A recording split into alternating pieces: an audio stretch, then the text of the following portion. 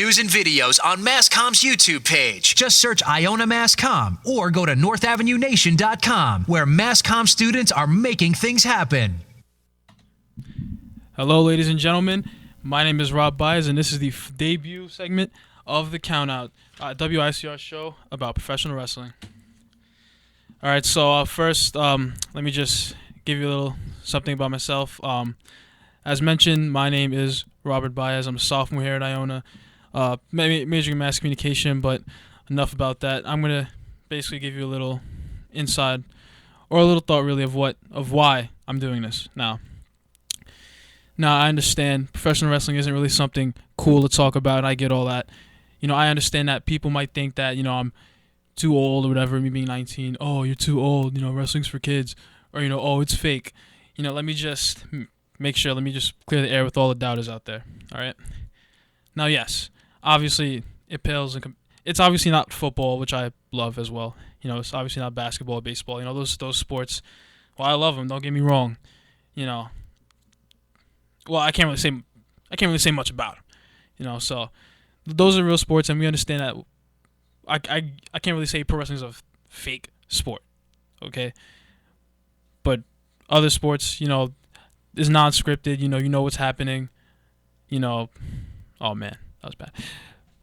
But anyway, just to get to the gist of it real quick, wrestling isn't fake. I think fake is the wrong term to use. The term really that you should be using is scripted. Because sure, while these guys might not actually be getting punched, might not actually be getting kicked or whatever, the fact of the matter is they are still taking those bumps, okay?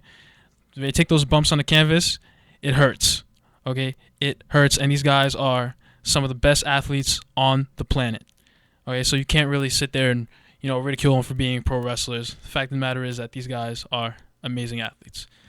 So I just wanted to get that out real quick, and, I know a lot of people aren't really fans of wrestling, but you know what? I decided to switch it up from the typical sports talk that people are used to, and let's get this started. So 2 Sundays ago was WWE's pay-per-view Night of Champions, and obviously the gimmick of the pay-per-view is every championship is defended. Now, quick thoughts on that. I feel like the title of the pay-per-view should be changed, and the whole concept is done simply because there aren't as many championships as there used to be when it was first introduced. Before you had 2 tag team championships. You had, 2 main championships, World Heavyweight, WWE title. You had a Women's Championship and a Divas Championship, and most of those titles are gone now. Now that Raw and SmackDown aren't split brands anymore.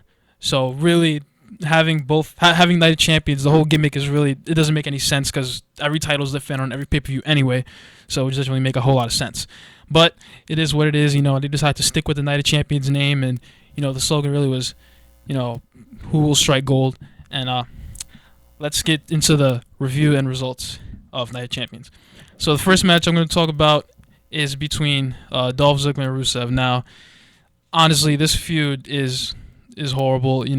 I'm completely bored with it. It's the same old, soap opera garbage that we're so used to in wrestling. And this feud is one of the reasons why people talk about wrestling in a harsh way, say, oh, it's fake, it's for kids, it's soap opera. And you know what? Compared to the years past, it's become so watered down and so kid-like that I kind of get what they're saying. But there's still some elements of edginess. However, this is not one of them. I really don't want to talk about the story. It's this whole love triangle thing that it was cool maybe in 1999, but it's 2015. We've seen it already, and it's just not interesting.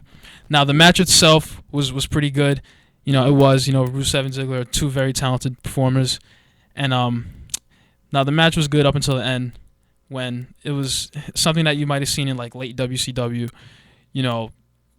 Summer Rae, who's supposed to be Rusev's, like, valet or whatever, she ended up throwing a shoe, and Rusev ended up losing the match. See, it's stuff like that as a fan of the WWE, you just get tired of seeing. And so I'm just going to move on from that one.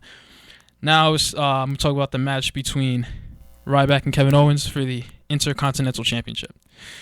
Now, this match was actually a lot better than I would have hoped. Reason being, Kevin Owens, while he's a great performer, Ryback, he's really the typical musclehead that Vince McMahon loves to push, even though he doesn't really have a whole bunch of wrestling talent. But, the fact of the matter is that he had the championship. And the match was actually surprisingly good. Ryback held his own, and he was able to perform, to a higher standard than a lot of fans are used to. But, due to good booking, they actually made the right decision here. They gave Kevin Owens the championship.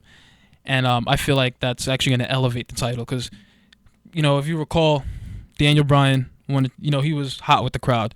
He won the championship. Then he got injured and had to vacate it. And then for some reason, they gave it to Ryback, who had an extremely unmemorable 4-month reign. And then he lost it to Kevin Owens, who is on the rise. He survived the John Cena burial, so that's always nice. But he's on the rise. And you could tell because he's one of the best performers on the roster right now, and he definitely deserves this championship. All right, I'm gonna talk about 2 more matches, and so break. And the next match was this wasn't the next match. Was the next one I'm gonna talk about is the match between the Wyatt family and Dean Ambrose and Roman Reigns and their quote unquote mystery partner. Now, there were a lot of hints of who it was gonna be. Some people said it was gonna be Randy Orton. Or they were hinting at Randy Orton, but the Wyatts, took him out of action. A lot of people were saying Daniel Bryan was going to come back from injury, but, that didn't happen. That's what I was looking forward to, if I could be quite honest. But as I was watching, to my gentle surprise, it came out to be Chris Jericho. Chris Jericho is a guy that all WWE fans love to see. He came back again, and, as soon as the countdown hit, you knew it was getting serious. And so, because Jericho can work with anyone well, he's one of the best of all time. So seeing him back in the ring was really a pleasure to see. Unfortunately, the match was okay, but unfortunately the ending really left a bad taste in my mouth, and a lot of other fans as well. It's not the fact that, the team of Ambrose, Reigns, and Jericho lost. It's the way it happened, I know Jericho's not really the type of guy who would, bury a younger talent on the roster, but it's just, Braun Strowman, the new guy that they introduced in the Wyatt family, it's way too early for him to have a submission victory over Jericho like that. It just doesn't make sense. He has to work his way up first. And this feud is actually really interesting. So at least it keeps going, but just the way it was handled wasn't really smart. And interesting tactics at the end when Jericho seemed to portray acts of a quote-unquote heel. If you're not a wrestling fan, heel is what they call the bad guy. Babyface is the good guy, if you want to put it in terms like that. And, and after that, Jericho just disappeared.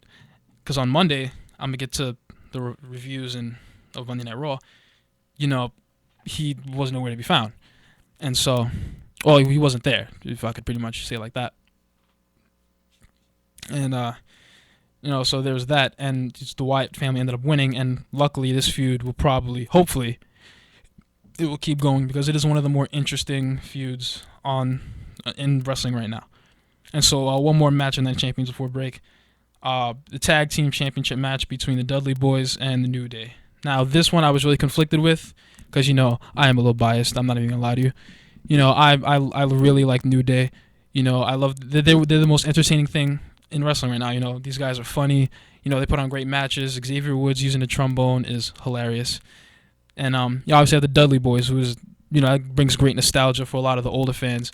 So I was kind of conflicted. I predicted before the match even started that what was going to happen was the Dudley Boys would hit one of them with the 3D, and then they get disqualified because Xavier Woods would break up the pin and they put him through a table. And lo and behold, that is exactly what happened. And I feel like a lot of people were, angry at it. I personally wasn't. I feel like that was the best way to handle it because you can't have, New Day beat the Dudley Boys cleanly, but you can't have, the Dudley Boys just bury New Day and just take the titles when they just got here or they just returned from a 10-year absence.